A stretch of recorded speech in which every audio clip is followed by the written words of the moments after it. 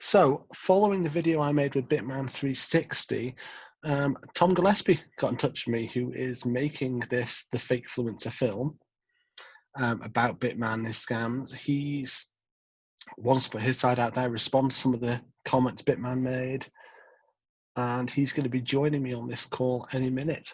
So, I honestly don't know what to make of this guy.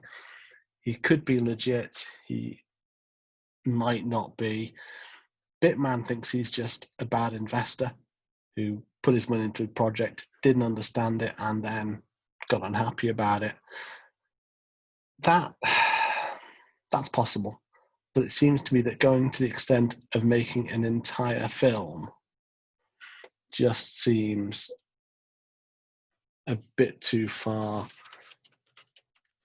So we'll wait for him to join. Should be interesting. Hopefully we'll find out a bit about this film he's doing, maybe a bit more detail on why he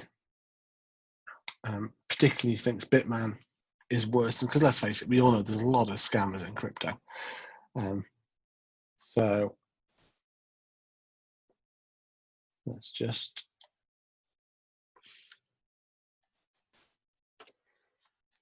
see what happens. Oh, I'm just trying to get my machine set up so I'm ready for him when he arrives, because in particular, I kind of want to know more about the film backstory, that why he's being so aggressive about it. And oh, he's joining us now, so let's see what happens. See how this one goes. Tom, you there? Oh. So thanks for coming along, Tom. Obviously, Dan, you've seen the video I did with Bitman. You know, obviously I'm quite heavily into the crypto community. You know, thanks for coming back to me. Thanks for offering to come and have a talk about the work you're doing, the movie, and why you feel that the whole Scooter coin is a scam and why it's deserving of having an entire film made about it. yes, Dan, thanks for the opportunity to respond to your previous interview with Bitman360. I'm just having a look at your LinkedIn profile at the moment. It says here that you are a decentralized tech specialist. So I actually have a question for you, Dan. Yeah. What is that? What is a decentralized tech specialist? Well, decentralized technology is just technology that has no centralized governing body. So as someone who's involved in crypto and blockchain, I thought you'd probably understand that already, particularly if you've invested in things like Bitcoin in the past, even Scooter coin, because just to confirm, you are an investor in Scooter coin as well, aren't you? You're not just a follower of it. You are actually an early stage investor. Well, yes, my brother and his younger son, Eric, they came across Scooter coin some years ago. I think it was actually a year and a half ago, to be precise. And, you know, it looked promising back then.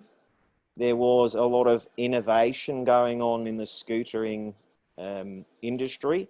So the timing was right. And from my previous experience as a international currency trader, I had quite a bit of knowledge around currency trading, and it's not so far removed from cryptocurrency trading. I imagined. Well, turns out I was absolutely wrong, and essentially I helped my brother out to get his little boy on board with Scooter coin.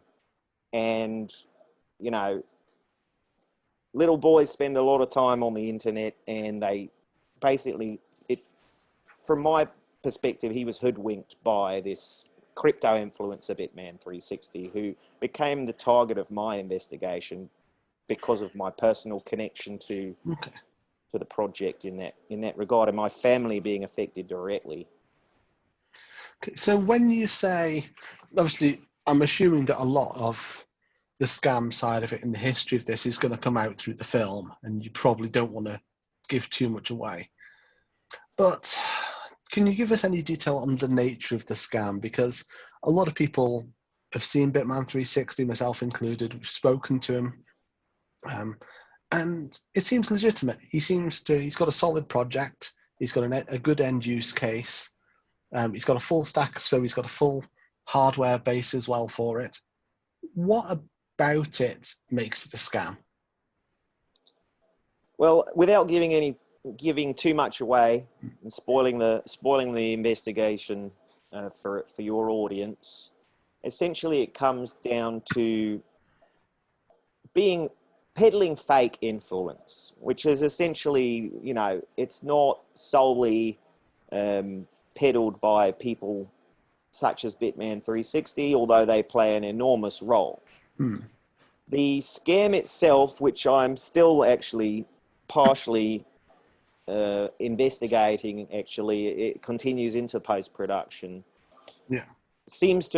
It appears to revolve around pump groups. So there were a lot of investors along with myself and my brother, and I've uncovered a list that's upwards of 4,000 investors globally, which is an enormous amount of money from what I've seen on this spreadsheet. So essentially, he has worked with others from the underworld, probably in Eastern Europe, to artificially mess with the value of the scooter coin itself.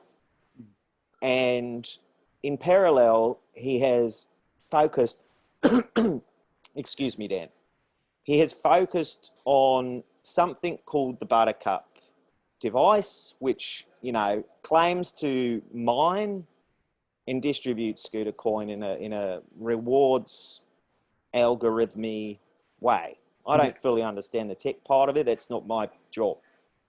I usually just front the cash. And essentially what he's done is he's hoodwinked, thousands of people into thinking that a product is coming to market to support scooter chain. And behind the scenes, he was just playing silly buggers, pumping the price of the coin. Okay. So this is how far my investigation has come to date. Of course, there's always more to investigate. It seems like a bottomless pit, and Scooter Coin by no means is the only project to play in such ways with their investors. Now, people try to distinguish between speculators and investors, and I saw the interview with Bitman, and he suggested that I was just a shit investor. Yeah. And fair enough. I can admit that I'm not the most patient investor. I usually like quick returns, and I always have done. That's where my successes have lied in the past. But I did have patience for the Buttercup 1 and 2, but when we got to Buttercup 3, I've lost patience now. And his role, was critical in having me lose my patience in that regard, and all my bloody money at the same time. Yeah. So, this project, from my understanding, it's only been 12, 18 months. That, for a tech project, doesn't seem long at all, particularly to be on a third-gen hardware. Do you not feel that perhaps you've just, you've made an investment that isn't suitable for how you normally would trade, you didn't understand the field you got into, and now you're just bitter about it? Well, listen, I've been on a journey with this one, Dan. It's been a bloody long journey already. And maybe you're right there to a certain extent. Like I said, I'm not the most patient investor, but I'm learning to be more patient in everything that I do in life, as we all do and grow and develop, try to get better. But it's the methods and the ways in which crypto influencers specifically, and like I said, Bitman is not alone in this space to play pumpermentals or what have you crypto people, decentralized folk like to call it. It's, out here in the real world, the regulatory bodies around various countries and nations on Earth would not they wouldn't go for this. So how crypto influencers are able to get away with it, and they still continue to do that. I've seen Bitman is still making videos, essentially pumping the coin. Yeah. And I know there are hidden groups on Telegram where they, collectively pump these coins and then they exit at the same time. Now this shit is just, it needs to stop. And on top of that, hiding all the potential value of a coin behind the technical jargon that most investor folk can't wrap their head around, it's just not on, and it needs to stop, basically. But I understand, I've learned a lot about decentralization, as much as my small head can manage, at least. And I realize, the regulators probably can't get a grasp of this. They can't. It's out of their hands. A bit like the internet. Do you remember back in the 90s when they used to say, well, now the terrorists are in charge because of the bloody internet? Yeah. Well, that didn't happen. I mean, it kind of happened if you consider the social media companies terrorists, but that's for another conversation. So do you think then that the problem is less with the Buttercup 3 and the Scooter coin itself, and more with the behaviors around it, how it's operating, how the coin's being managed and the finances behind it being managed? Yeah, it's an industry-wide problem. Scooter coin basically opened up this, Pandora's box of scammy behavior that I've gone into, which, I wish I hadn't gone down that track, to be honest. But I'm committed now, because so many of my fellow Australians, my brother's kid, it's personal now. So I'm going to see it through. And I'm lucky I have the resources to make it happen.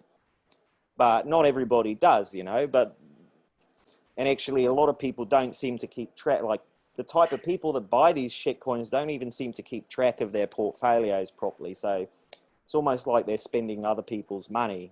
Yeah. A lot of young people, South Koreans, South Americans, are getting involved in these coins and not really understanding the technology or the potential implications of holding them in a tax sense. Yeah. So, well, let's talk a bit about the movie you're making then, since you're making this documentary about Scooter coin. Is the focus exclusively Scooter coin? Do you cover any other topics on there? Any other issues you've seen in the industry? Because I know you said you've kind of gone down a rabbit hole. Has the topic of the movie changed since you started making it, this documentary? Well, listen, the Fakefluencer, I thought, was just such a bloody great name for Bitman, because he peddles fake influence, essentially, much like many of the influencers online. And yes, to a certain extent, it has evolved to capture the influencer economy generally, including all the misinformation that's peddled. So this, what really began as a project looking specifically at Scooter coin and his, Bitman's terrible peddling of fake influence, has actually gone ahead and potentially evolved. I mean, I have a story to tell. I have an investigation that I'm sticking to, but it feels like I've just begun, in a sense.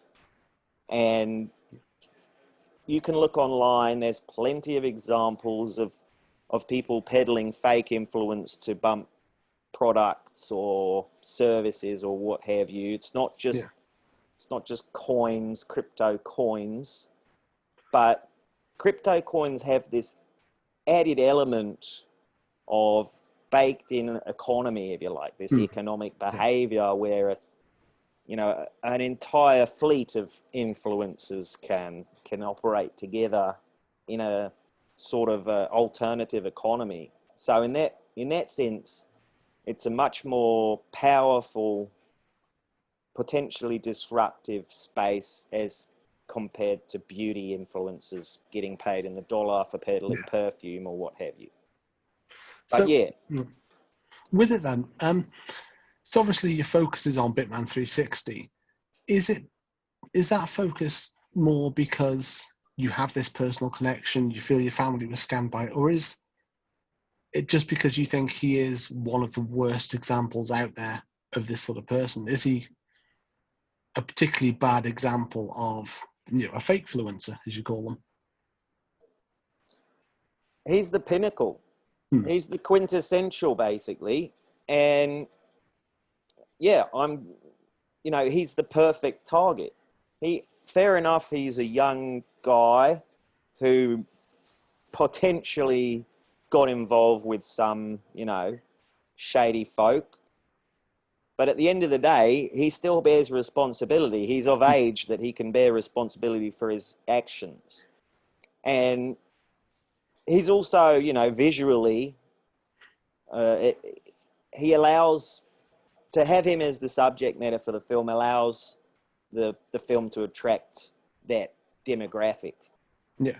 Also, purely because of his visual weirdness and the fact that, he's talking to a bunch of young people, trying to get them to invest in a coin that's related to scootering, which is, fair enough.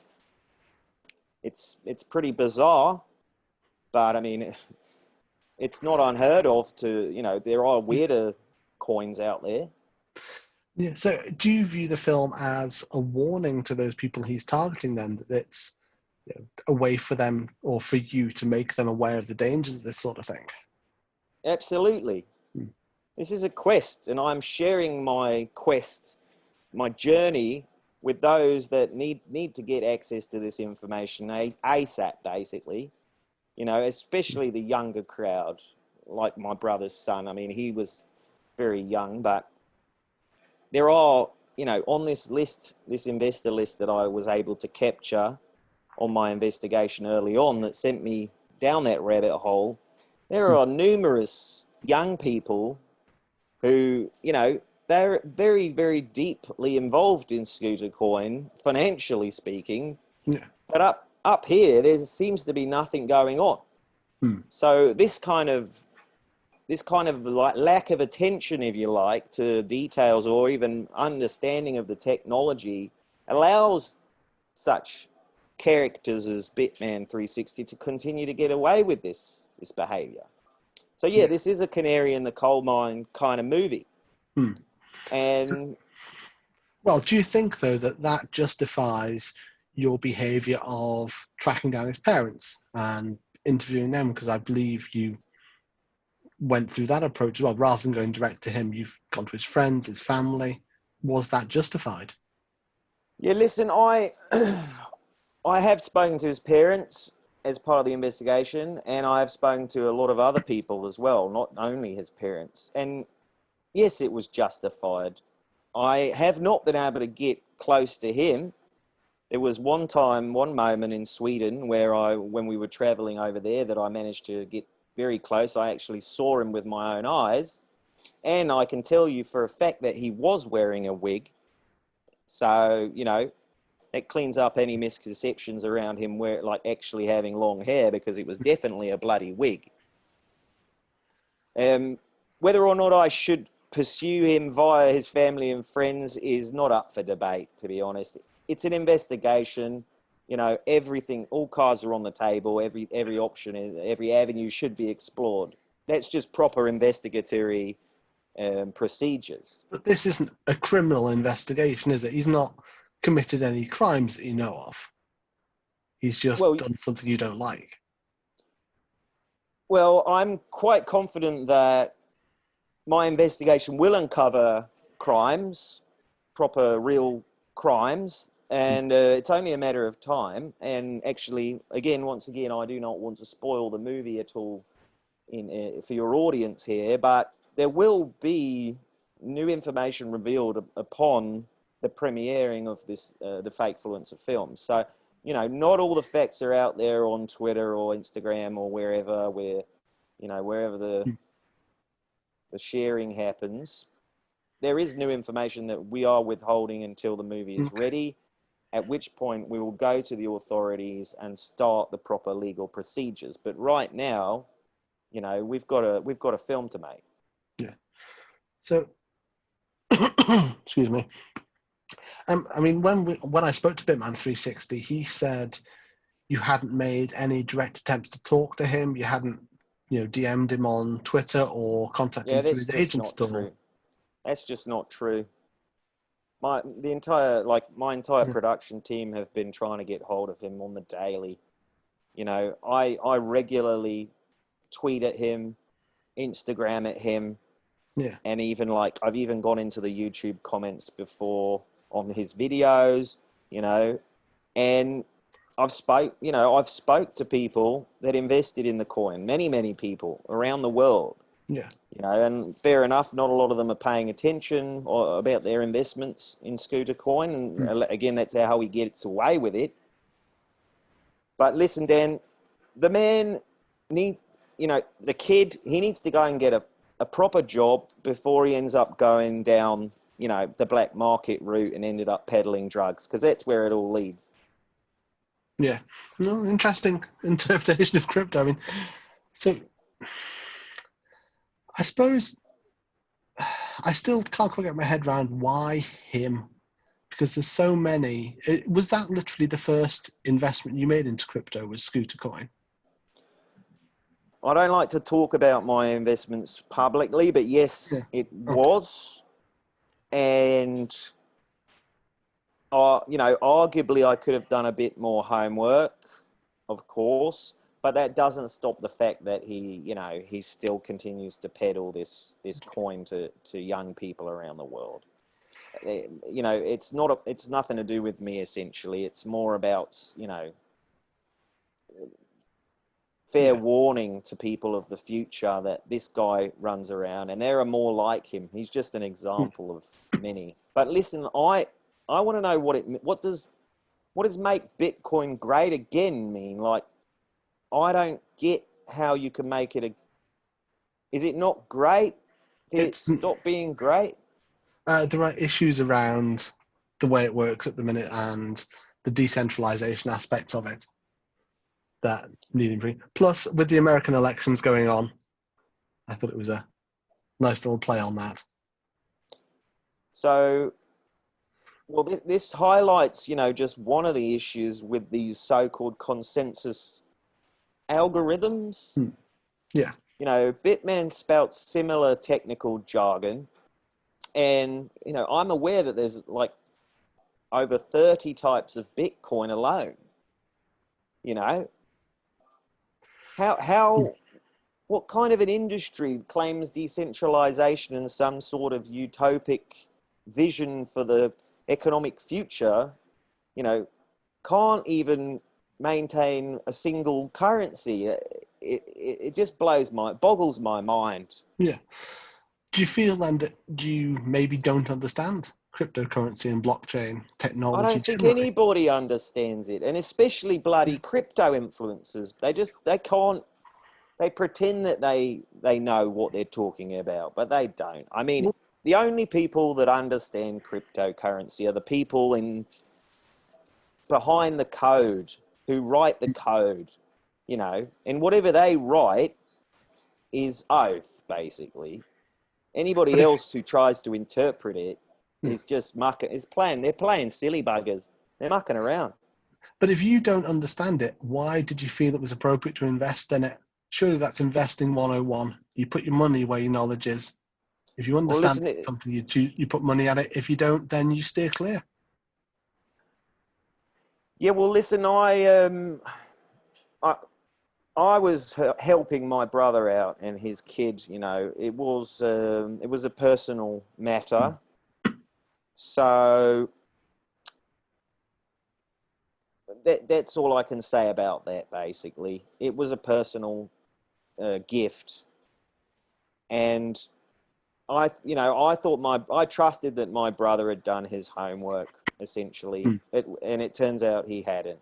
So that's kind of how that unfolded. But listen, that does not stop the fact that there are still crypto influencers out there peddling coins with no inherent value at all. And arguably, Bitcoin is only still around and continues to pump because of the Ponzi activity around the cryptocurrency influencer, gang, basically. I see them all on Twitter.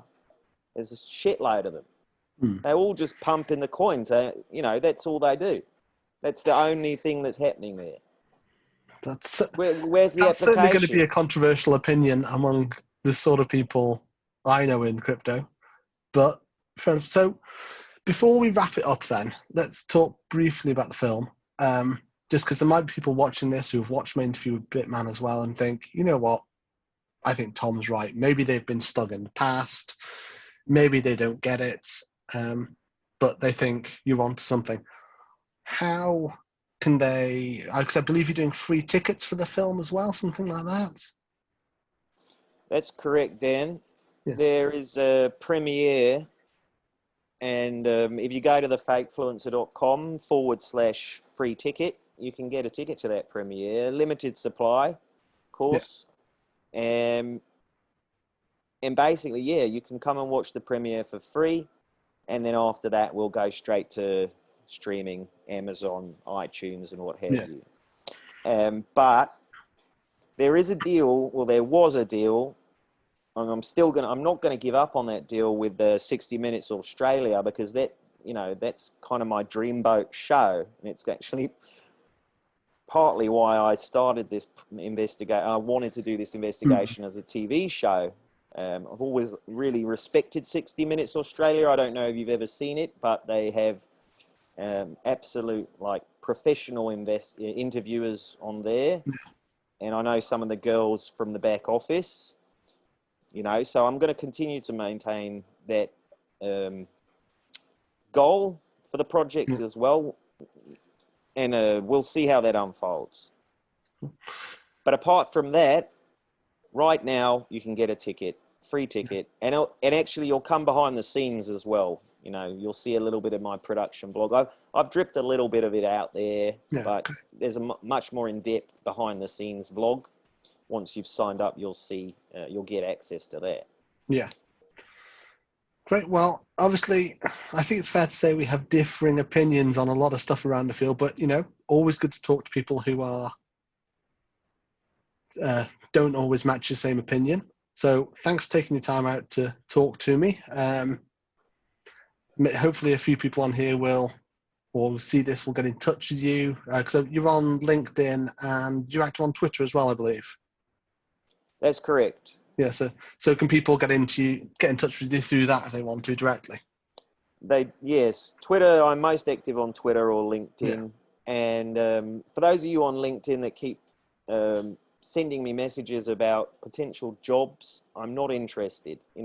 On LinkedIn, I noticed there's a way for you to put that you're available for jobs and stuff, but there's not a way to put that you're not available for jobs. Okay. So LinkedIn, if you're listening, you should update your platform so that you can tell people to sort off. I'm not looking for work. Anyway, that was a personal message. You can cut that bit out if you want. And hopefully I'm going to be speaking to Bitman 360 again at some point. So I will, certainly, because what I'd like to do is see the two of you talking to each other. Either a format like this, possibly with someone to make sure it doesn't get too aggressive. But I think it'd be a good thing for you to do, to actually talk direct to him. And obviously for your film, I suspect you'd want that as well. So I'll certainly lean on him to say would be a good idea. Like I say, we have been trying, but he does not want to speak with us. And part of me, I start to get the inkling that he's not actually in charge of whom he speaks with. Okay. If you look at any of his videos, you'll see he's often speaking to someone off camera. Whoever that guy is, I think he is the one that actually pulls the strings behind Scooter Coin. But I mean, not all the evidence is in yet for that. Yeah. Well, thanks very much for your time, mate. And hopefully we'll hear more from you as the film gets closer, and maybe get you and Bitman 360 in a room together to talk it out. We shall see. Thank you, Dan. Bye.